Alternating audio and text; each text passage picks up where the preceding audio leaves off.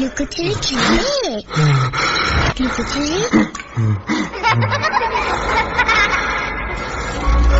তুমি লুকাও, আমি ঠিকই তোমাকে খুঁজে পাবো।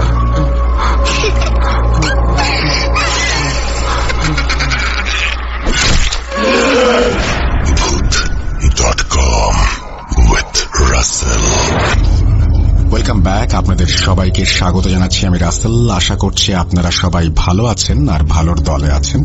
আমি আলহামদুলিল্লাহ ভালো আছি, ভালোর দলে আছি। আপনাদের সবাইকে আমন্ত্রণ জানাচ্ছি 246তম এপিসোডে। আশা করছি ভূত.com এনজয় করেন আপনারা এবং আজকের এপিসোডটিও এনজয় করবেন। সেই সাহসেই ফিরে আসি প্রত্যেক শুক্রবার, এবং যদি ভালো লাগে আমাদেরকে অবশ্যই জানাবেন। আমাদের ইমেল অ্যাড্রেস russell.booth.com@gmail.com, আমাদের ফেসবুক পেজ www.facebook.com/russell.স্বাধীন, আমাদের ইউটিউব চ্যানেল রয়েছে rjrussellbooth.com, অবশ্যই সাবস্ক্রাইব করবেন এবং আমাদের সাথে আপনাদের যাত্রাটা আরো বহুকালের হোক, বহুদিনের হোক, সেই প্রত্যাশা রেখেই 246তম এপিসোড শুরু করছি।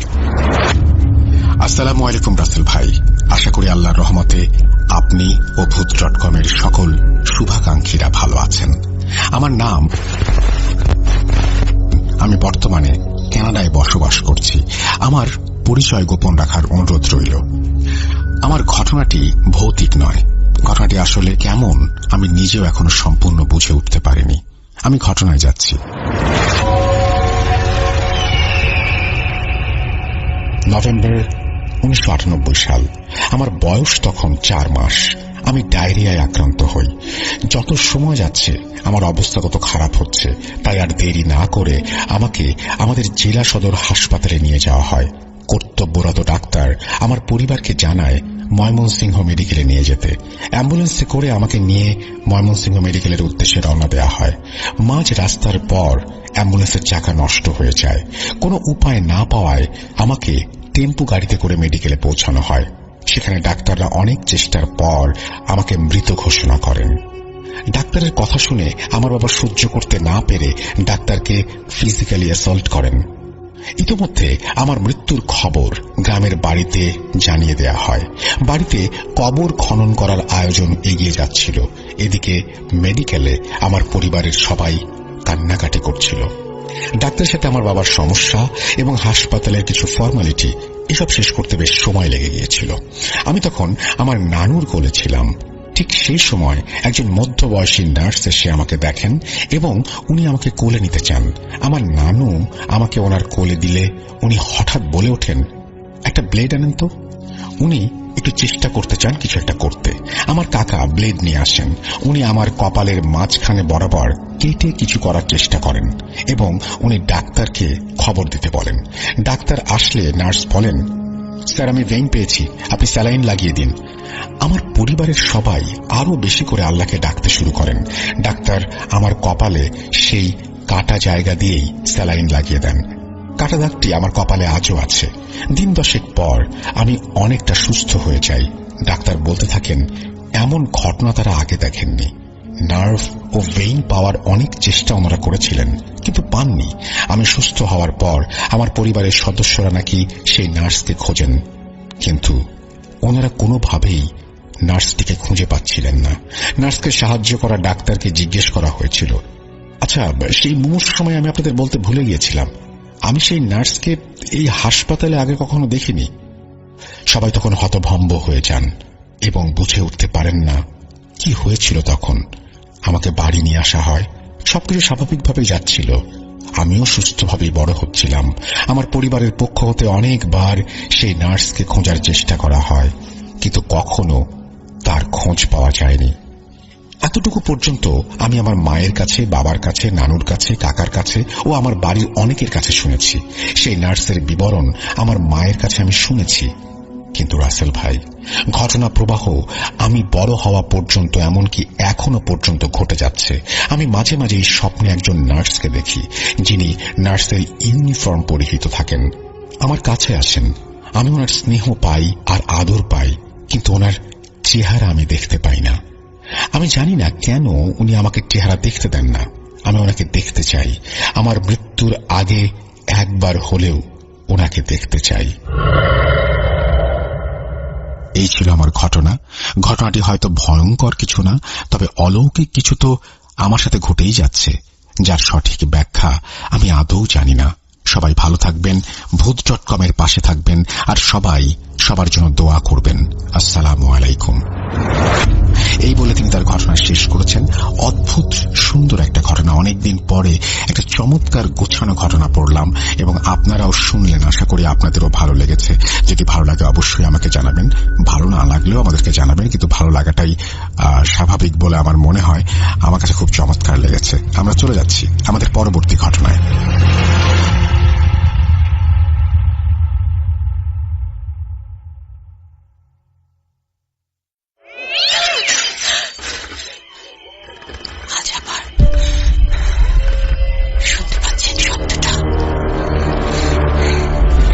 ভয়ের আরেক নাম ভূত.com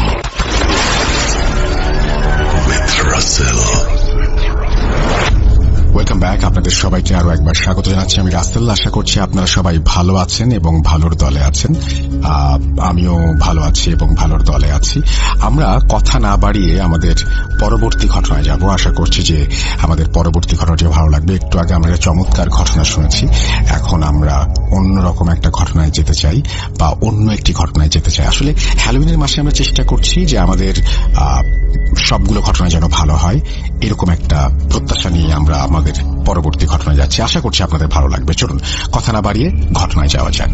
এই ঘটনাটির নামটিও খুব অদ্ভুত। ঘটনাটির নাম কাকতাড়ুয়া। সুখ দুঃখ এর সমন্বয়ে আমাদের জীবন। জীবনের সুখের পর দুঃখ, আর দুঃখের পরে সুখ আসে।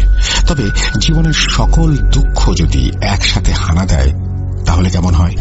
ভাবুন, আপনার জীবন বিলাসিতায় পরিপূর্ণ, শুধু সুখ আর সুখ, কিন্তু পরবর্তীতে আপনি বুঝতে পারলেন জীবনের প্রতিটি মুহূর্ত উপভোগ করার সাথে সাথে অগোচরেই আপনি নিজের জীবনকে দুর্বিষহ করে তুলেছেন। কি কিছু বুঝতে পারলেন?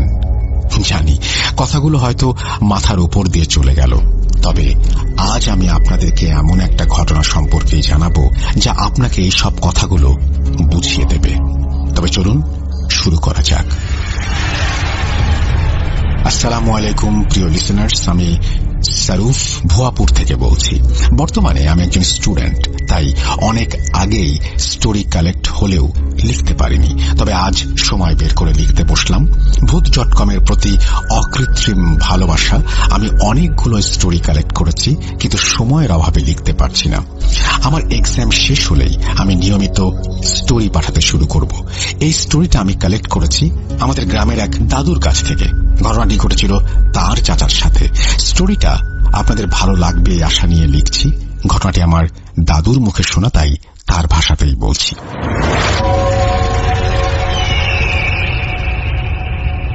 অনেক আগের কথা। আমার বাবারা ছিলেন দুই ভাই।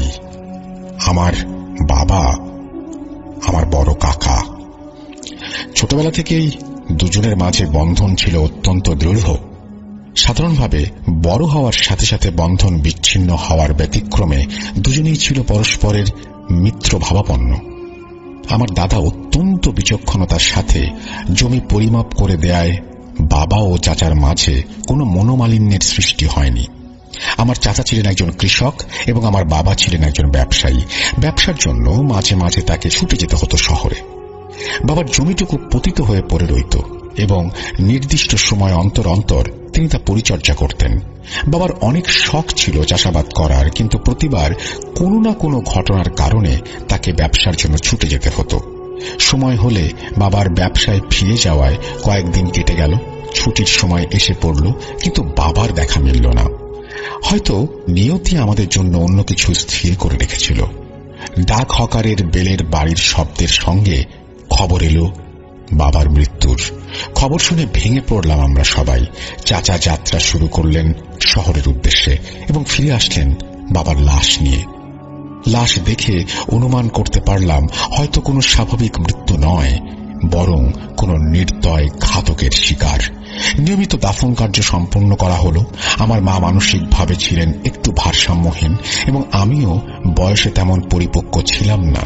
তাই আমার ছোট ভাই এবং আমার মায়ের দায়িত্ব নিলেন আমার চাচা।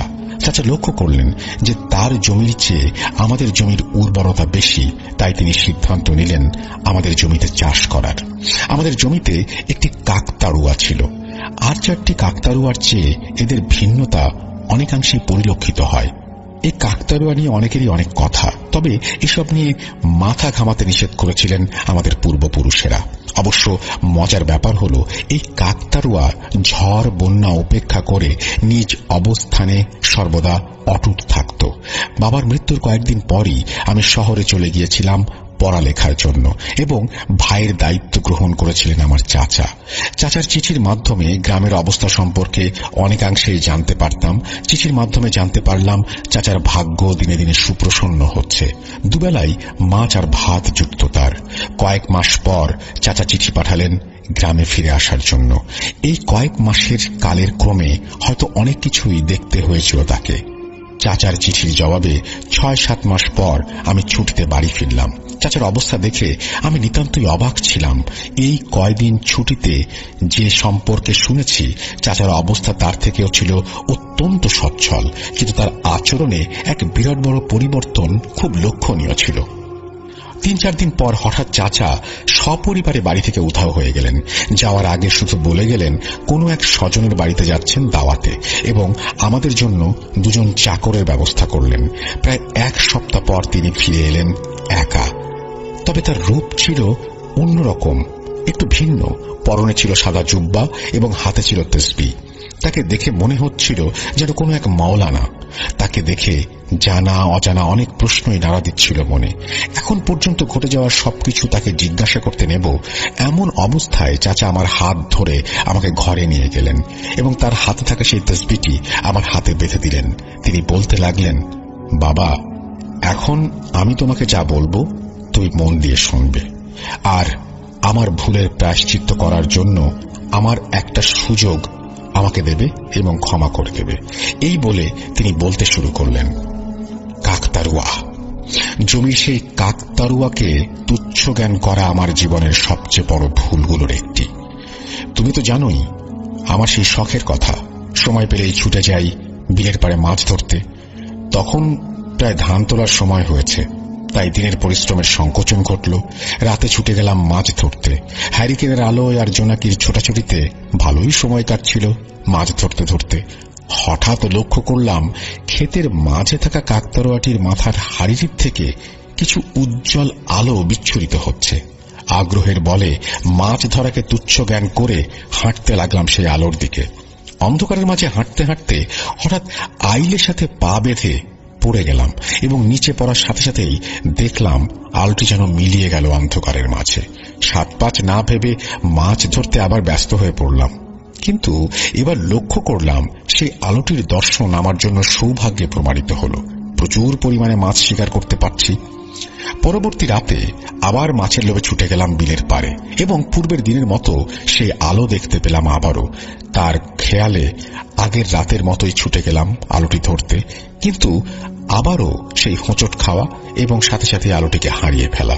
পূর্বের মতো আবারও মাছ ধরায় ব্যস্ত হয়ে পড়লে প্রচুর পরিমাণে মাছ শিকার করতে পারলাম।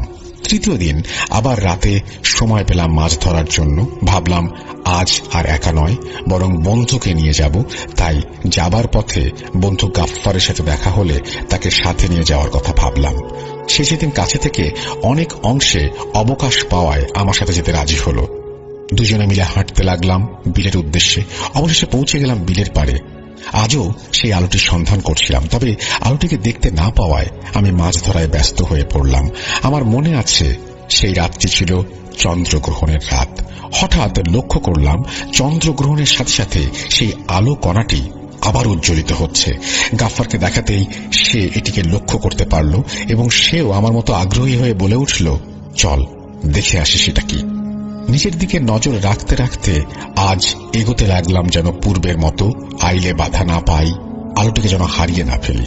পেছন থেকে একটি শব্দ শুনতেই 2জনে পেছনে ফিরে তাকালাম, তবে সম্পূর্ণ ক্ষেতে কেউই ছিল না। সামনের দিকে তাকাতেই লক্ষ্য করলাম আলোটি যেন এখন কাকতাড়ুয়ার হাড়ির নিচে নয়, বরং কাকতাড়ুয়ার নিচে ছোট একটি গর্ত থেকে বেরিয়ে আসছে। যতই কাছে যাচ্ছিলাম ততই আলোটি যেন উজ্জ্বল হচ্ছিল। সম্পূর্ণ কাছে যাওয়ার পর দেখে মনে হচ্ছিল যে এই মাটির নিচে লুকানো আছে কোনো গুপ্তধন। উজ্জ্বলতাটি দেখে আমি বললাম, কিরে গাফফার, এইটা তো দেখে অমূল্য রতন মনে হচ্ছে। তুই এখানে থাক, আমি তো তখন বাড়ি থেকে কোদাল নিয়ে আসি। গাফফারকে সেখানে রেখে বাড়িতে ছুটে গেলাম কোদাল নিয়ে আসতে। কোদাল হাতে নেওয়ার সাথে সাথেই চারিদিকের পরিবেশ যেন অচেনা রূপ ধারণ করলো। তবুও গুপ্তধনের লোভে কোদালটি নিয়ে ছুটতে লাগলাম ক্ষেতের উদ্দেশ্যে। কিছুক্ষণ পর ক্ষেতে পৌঁছে বন্ধু গাফফারকে সেখানে খুঁজে পেলাম না। ভাবলাম হয়তো পরিবেশের কারণে বাড়ি চলে গিয়েছে, তাই একা একাই আপন মনে মাটি খুঁড়তে শুরু করলাম সেই অমূল্য রতনের সন্ধানে। তখন হয়তো বুঝতে পারছিলাম না এই মাটি কাটা আমার জীবনের ধ্বংসের মূল। মাটি কাটা শেষ হলে আমি লক্ষ্য করতে পারলাম একটি বাক্স, যে বাক্সটি হয়তো হাড় দিয়ে তৈরি করা ছিল। প্রকৃতির বিরূপ ভাব দেখে বাক্সটি হাতে নিয়ে আমি ছুটতে লাগলাম বাড়ির উদ্দেশ্যে। বাড়ির পথে যাওয়ার সাথে সাথেই প্রকৃতি যেন আরো ধ্বংসাত্মক রূপ নিল। ছুটতে ছুটতে পৌঁছে গেলাম গোয়াল ঘরে। গোয়াল ঘরে পৌঁছাতেই হ্যারিকেনের আলোর সাথে বাক্সটি নিয়ে রাখলাম চারির কাছে। আশেপাশে থাকা সবকিছু দিয়েই বাক্সটি ভাঙার অনেক চেষ্টা করলাম। তবুও এই বাক্সের তালা যেন কি দিয়ে তৈরি আমার জানা ছিল না। সরঞ্জামের গুতাগুতিতে বাক্সটি থেকে মাটি ধীরে ধীরে ঝরতে লাগলো। আমি আবার ছোটবেলা থেকে বাংলা না পড়তে পারলেও আরবি পড়া শিখেছিলাম। মাটি খসে পড়তেই আমি সেখান থেকে আরবি লেখা লক্ষ্য করলাম। সেখানে লেখা ছিল তাহফুজ এবাত আল শয়তান। বাক্যটি উচ্চারণের সাথে সাথেই সেই বাক্সের তলায় ছোট্ট একটা শব্দ হলো। বুঝতে পারলাম বাক্সের তালা খুলে গেছে। বাক্সটি খোলার সাথে সাথেই প্রচুর পরিমাণে কালো ধোঁয়া বের হয়ে এলো। সেই ধোঁয়ার মাঝে একটি ছোট্ট লাল আলোর শিখা দেখতে পারলাম। হঠাৎ করে চারিদিক থেকে শেয়ালের করুণ আর্তনাদ, সেই আর্তনাদ আর বিদ্যুৎ চমকানো যেন এক অদ্ভুত পরিবেশ তৈরি করল এবং স্বপ্নের চেয়েও কঠিন রূপ ধারণ করছিল সেটা। হঠাৎ লক্ষ্য করতে পারলাম গরুগুলোর মাঝে থাকা ষাঁড়টির শিঙের আঘাতে পাশের দুই গরু আহত হয়ে যাচ্ছে। গরুগুলো তাদের মাঝে যুদ্ধ শুরু করে দিয়েছিল। ঝড় বাতাসের তোড়ে গোয়ালের দরজা খুলে গেল এবং বাইরে দেখাতে লক্ষ্য করলাম কয়েকটি কালো অবয়ব, যাদের পরনে ছিল ছেঁড়া কালো অচেনা পরিধান এবং অন্ধকারাচ্ছন্ন শরীরের মাঝে চোখের মতন ফুটে রয়েছে লাল আলোক শিখা। চারিদিকের পরিবেশ, তার মধ্যে এদের উপস্থিতি, এই সব জিনিস আমি আর নিতে পারছিলাম না। সকালে আমি নিজেকে আবিষ্কার করলাম শয়ন কক্ষে। রাতের ঘটে যাওয়া কিছুই আমার মনে পড়ছিল না। বাইরে বের হতে দেখলাম বালতিতে লাফাচ্ছে বড় বড় মাছ। অবাক হয়ে স্ত্রীকে জিজ্ঞেস করলাম, এই মাছ কোথা থেকে এলো? সে হেসে জবাব দিল, পাগল হয়ে গেছো নাকি? কাল রাতে তুমিই তো এতগুলো মাছ ধরে আনলে, আর এখনই ভুলে গেছো? কথাটি শুনে আমার মনে পড়ে যায় সেই বাক্সটির কথা। গোয়াল ঘরের দিকে ছুটে গেলাম এবং লক্ষ্য করতে পারলাম গোয়াল ঘরের সবই ঠিক আছে, যেন কাল রাতে কিছুই হয়নি। গরুগুলো তাদের মতো করে ঘাস চিবোচ্ছে। ঘরের কাছে গিয়ে সেই বাক্স আর খুঁজে পেলাম না। কাজের চাপে হয়তো খারাপ স্বপ্ন দেখেছি, হয়তো মাটি খুঁড়ে কিছুই না পেয়ে শুধু মাছগুলো ধরে নিয়ে এসেছিলাম। এইসব ভেবে হেসে উড়িয়ে দিতে লাগলাম সবকিছু। তবুও যেন একটা সন্দেহ মনে বাসা বেঁধেই ছিল। সকালের খাবার খেয়ে বের হয়ে পড়লাম ক্ষেতের উদ্দেশ্যে। পথে দেখা মিলল গাফফারের। সে আমাকে জিজ্ঞেস করলো, কিরে আফজাল, কাল রাতে তুই কি অমূল্য রতনের সন্ধান পেয়েছিলি? আমি বললাম, তেমন কিছু না, কেউ হয়তো কোনো কাচের টুকরো ফেলে গিয়েছিল, তার থেকে হয়তো চাঁদের আলো মিশিয়ে ওই আলো বেরোচ্ছিল আর কি। তা তুই কোথায় গিয়েছিলি? গাফফার বলল, আমি চলে যাওয়ার পরে সে নাকি অনেকগুলো সাপ লক্ষ্য করতে পেরেছিল, যার জন্য জীবন বাঁচাতে এসে পড়েছিল সেখান থেকে। কথা শেষ হওয়ার পর আবার যেন সন্দেহের বাসা বড় হতে লাগলো। মনকে সান্ত্বনা দিয়ে কাজে ব্যস্ত হয়ে পড়লাম। হয়তো গাফফারের মনে আমাকে নিয়ে একটা সন্দেহ রয়ে গিয়েছিল। কয়েকদিন কেটে গেল স্বাভাবিকভাবেই। একদিন সকালে ঘুম থেকে উঠে দাঁত ব্রাশ করছিলাম, হঠাৎ দেখতে পেলাম দূর থেকে গদাকে। তার চোখ ভর্তি ছিল রাগ, যেন আমি তার কাছ থেকে মহামূল্যবান কোনো জিনিস ছিনিয়ে নিয়েছি। হঠাৎ কাঁচি হাতে আমার দিকে এগিয়ে আসতে লাগলো আক্রমণের উদ্দেশ্যে। বিপদের আভাস পেয়ে আমি সজাগ এবং কোনো মতে হেস্তনস্ত করে তাকে আটকাতে সক্ষম হলাম এবং তাকে বেঁধে ফেললাম চেয়ারের সাথে। রাগান্বিত দৃষ্টিতে সে হয়তো কিছু বলতে শুরু করবে, তার আগেই পেছন থেকে ক্লান্তি ভরা শব্দ ভেসে উঠল। পাড়ার এক ছেলে দৌড়ে এসে বলল, আফজাল চাচা, জলদি চলো, গিয়ে দেখো তোমার ক্ষেতের অবস্থা। ওর কথা শুনে আমি দৌড়ে ছুটে গেলাম ক্ষেতে। আইলের পারে মানুষের ভিড় আমার মনের চিন্তার সৃষ্টি করল। ভিড়কে ঠেলে সামনে গিয়ে আমি যা দেখলাম তা দেখার জন্য আমি মোটেও প্রস্তুত ছিলাম না। কি পৈশাচিক দৃশ্যই না ছিল সেখানে। লক্ষ্য করতে পারলাম কাকতাড়ুয়ার নিচে একজনের মৃতদেহ ছিঁড়ে পড়ে রয়েছে, নির্মম ভাবে যেন তার হাত পা ছিঁড়ে দেহ থেকে আলাদা করে ফেলা হয়েছে। সেই কাকতাড়ুয়ার চারিদিকেই পড়েছিল শরীরের অংশগুলো। কাকতাড়ুয়ার দুই হাতে বন্দী ছিল গদার দুই সঙ্গীর মাথা। গলা থেকে নিয়ে খুলি ভেদ করা ছিল তাদের মাথা। আসল পৈশাচিকতার শিকার হয়েছিল হয়তো গাফফার। তার রক্ত ভেজা মাথা লেগেছিল কাকতাড়ুয়ার মাথায় এবং কাকতাড়ুয়ার হাড়িটির নিচে পড়ে রয়েছিল সেটি। সকাল পার হয়ে দুপুর হয়ে গেল, কিন্তু কেউ সেই কাকতাড়ুয়ার কাছে যেতে চাইল না। অবশেষে আমি দুইজনকে নিয়ে সাহস করে তার থেকে ছিন্ন মাথাগুলো আলাদা করলাম। আর কেউ লক্ষ্য না করলেও আমি লক্ষ্য করতে পারলাম সবসময় হাড়িটাতে আঁকা মুখ, সেটাতে হাসি লেগে থাকত, কিন্তু আজ যেন হাসিটি বেজার হয়ে গেছে। গ্রামে তখনও আইনের সুব্যবস্থা না থাকায় বিকালে পঞ্চায়েতের আয়োজন করা হলো। পঞ্চায়েত থেকে অনেক কথাই উঠল, কিন্তু আমি পঞ্চায়েতকে জানালাম যে কাল রাতে আমি বাড়িতেই ছিলাম, বরং আমি আমার এক শ্যালকের বাড়িতে দাওয়াতে গিয়েছিলাম। আমার প্রতিবেশীরাও বিষয়টি নিশ্চিত করলেন।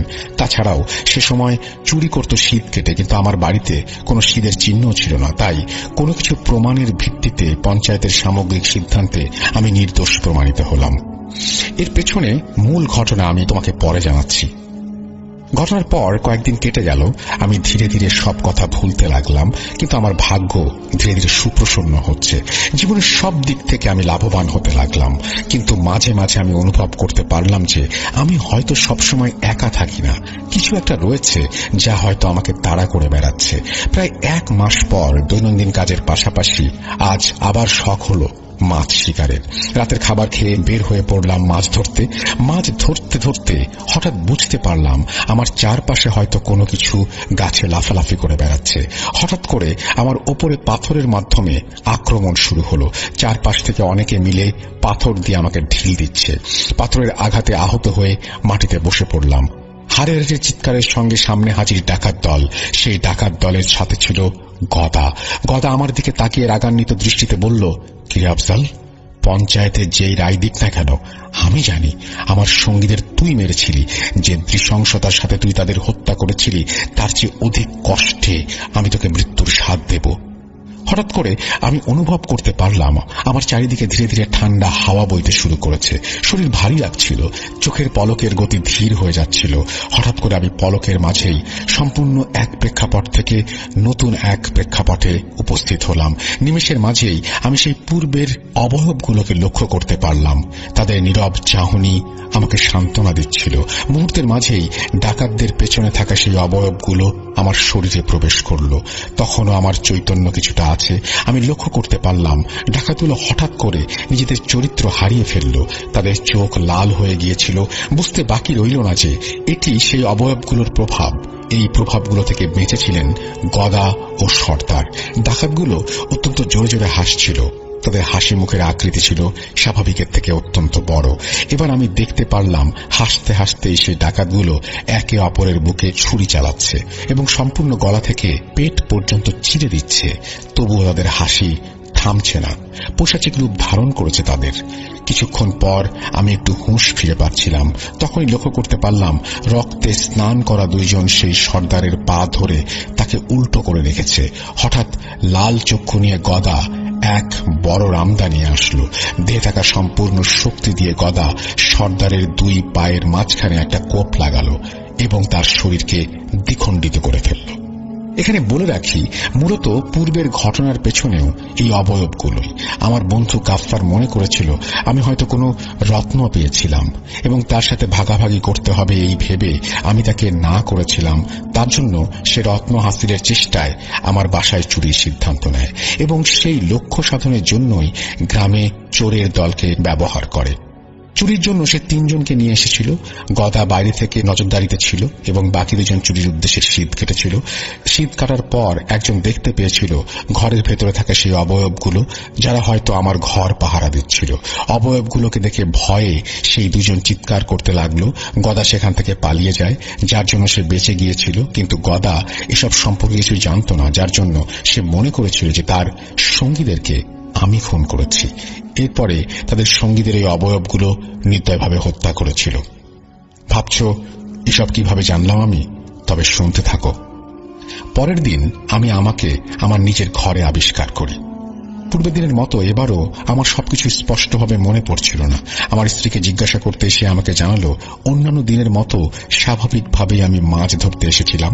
হঠাৎ দূরে থাকা আমার ছেলে দৌড়ে এসে আমাকে জানালো এবং বলতে লাগলো, বাবা জলদি চলো, ক্ষেতে লাশ পড়ে আছে। দৌড়ে পৌঁছে গেলাম ক্ষেতের কাছে। ক্ষেতের কাছে পৌঁছতে গিয়ে লক্ষ্য করলাম কাকতাড়ুয়ার চারপাশে রক্ত দিয়ে সজ্জিত এক বৃত্ত। বৃত্তের মাঝে ছিল কোন তারকা চিহ্ন। চারপাশে ছড়িয়ে ছিটিয়ে রয়েছে মৃতদেহের খণ্ডাংশ। আরো 2-3 জনের সাহায্য নিয়ে সেই শরীরের অংশগুলো একত্র করলাম। বিকালে আবার আয়োজন করা হলো গ্রাম পঞ্চায়েতের। বিচারের টানা 1 সপ্তাহ যাবৎ অনেক বিচার সালিশের পর অবশেষে আমি নির্দোষ প্রমাণিত হলাম। পঞ্চায়েত থেকে ফিরেই রাতেই সিদ্ধান্ত নিলাম, আর না, যত দ্রুত সম্ভব এর কোনো সমাধান বের করতে হবে। তাই সিদ্ধান্ত নিলাম কাল সকালে পৌঁছে যাব কোনো হুজুরের কাছে এর সমাধানের জন্য। কিন্তু রাতে হঠাৎ স্বপ্নে দেখা মিলল সে অবয়বগুলো আমার কাছে এসে করুণ সুরে বলতে লাগলো, হুজুর আমাদের তাড়াবেন না, আমরা আপনার গোলাম। আপনার যে কল্যাণ এবং সৌভাগ্য তার পেছনে আমরাই রয়েছি, দয়া করে আমাদের তাড়াবেন না। কথাগুলো শোনার কিছুক্ষণ পর আমার ঘুম ভেঙে গেল। খারাপ স্বপ্ন ভেবে আমি 1 গ্লাস পানি খেয়ে আবার শুয়ে পড়লাম। আবার দেখা মিলল সেই অবয়বগুলো, সেই একই করুণ সুরে তাদের আর্তনাদ। যেহেতু অবয়বগুলো দিয়ে আমার কোনো ক্ষতি হচ্ছিল না, বরং লাভই হচ্ছিল, তাই লোভের বশে আমি তাদের আমার সাথে রাখার সিদ্ধান্ত নিলাম। কিন্তু এটা যে তাদের মায়ার খেলা ছিল তা আমি বুঝতে পারছিলাম না। আবারও দিন যেতে লাগলো। দিনের সাথে সাথে আমি সম্পদের মালিক হতে লাগলাম। আমার অর্থ সম্পদের ওপর সবার নজর পড়তে লাগলো। বিশেষ নজর ছিল হয়তো জমিদারের। গ্রামের জমিদার ছিল অত্যন্ত ধূর্ত লোক। ছলে বলে কৌশলে সে আমাকে প্রতিহত করার চেষ্টা করছিল। কিন্তু ধীরে ধীরে সে বুঝতে পারে আমি হয়তো একা নই, আমার সাথে রয়েছে অশরীরী কিছু যে আমাকে এত দূর পর্যন্ত নিয়ে এসেছে। তাই এবার সে আপন করে নিল কালো জাদুর মাধ্যমে একটি নিকৃষ্ট পন্থাকে আমাকে জব্দ করার জন্য। জমিদার সাহেব তার বাড়িতে আনলেন অনেক দূর থেকে এক বড় তান্ত্রিককে। সে ছিল অত্যন্ত বিজ্ঞ একজন লোক এবং কয়েকটি অত্যন্ত শক্তিশালী জিনের মালিক। সর্দার ছিল 1000 বর্ষী কাফের জিন। এসবের সম্পর্কে আমি অবগত ছিলাম না। সেই দিন আমি মাছ ধরতে বিলের পাড়ে গিয়েছিলাম। তান্ত্রিক তার জিনের দল পাঠালো আমার জিনগুলোকে হত্যা করতে। হঠাৎ করে আমার জিনগুলোর উপরে আক্রমণ শুরু হলো। আচমকা হলেও আমার জিনগুলো আবার ঘুরে দাঁড়ালো যুদ্ধের জন্য। এক রক্তক্ষয়ী যুদ্ধ সম্পাদিত হলো। তুমুল যুদ্ধের পর তান্ত্রিকের সকল জিনগুলো সেখানেই মারা গেল এবং আমার 2টি জিন বেঁচে গেল। নিজের দাসগুলোর শোকে এবং জিনগুলোর ভাইয়ের শোকে আমি এবং সেই 2টি জিন রক্ত পিপাসু হয়ে উঠলাম সেই কবিরাজ এবং জমিদারের অবস্থা সম্পর্কে। কবিরাজ বুঝতে পেরে প্রস্তুত হল বাড়ি থেকে পালাতে। বাড়ি থেকে বের হওয়া অবস্থায় আমি এবং সেই 2টি জিন পৌঁছে গেলাম তার সামনে। কবিরাজ তার জীবনের জন্য সকল তন্ত্র মন্ত্র বলতে লাগলেও তার সবই ছিল নিরর্থক। কবিরাজ এবং জমিদারের 2 পা ধরে তাদের নিয়ে যাচ্ছিলাম জমির দিকে। পূর্বে সজ্জিত সেই বৃত্ত তারকার কাছে নিয়ে পৌঁছালাম। কবিরাজের গলা ধরে তাকে ছুড়ে দিলাম দূরে। দেহে এত শক্তি এসে গিয়েছিল যে কবিরাজের অর্ধেক শরীর মাটিতে দুমড়ে মুচড়ে ঢুকে গেল।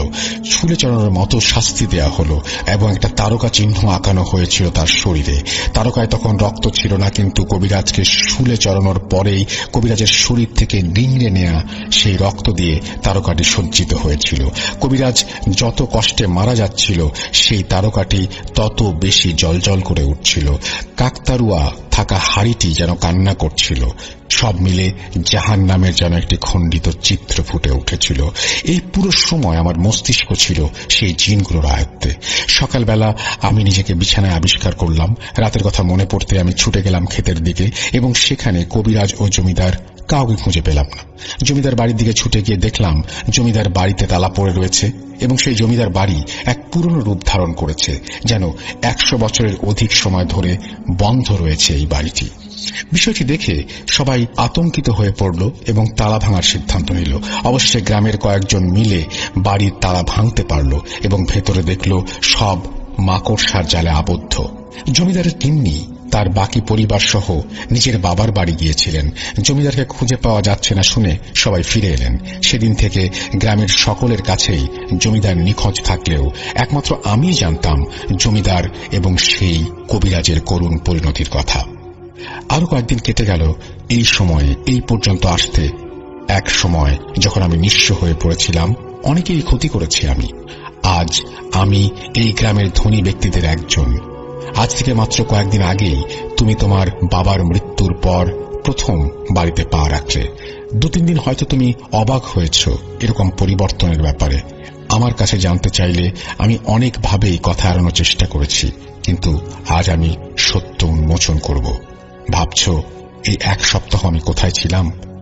কি এমন হলো যার জন্য এই 1 সপ্তাহ আমি শক্তিশালী জিনগুলোর হাত থেকে রক্ষা পেলাম? কিভাবেই বা আমি সেই সব জিনিস সম্পর্কে জানতে পারলাম যার প্রত্যক্ষদর্শী আমি ছিলাম না? আমি একা ফিরলাম কেন? আমার সাথে তোমার চাচি এবং তোমার চাচাতো ভাইরা কেন এলো না? আমার মাধ্যমেই কেন জিনগুলো বের হলো? আর কি বা এই বাক্সের রহস্য? সবাই জানতে পারবেন, প্রয়োজন শুধু একটু ধৈর্যের।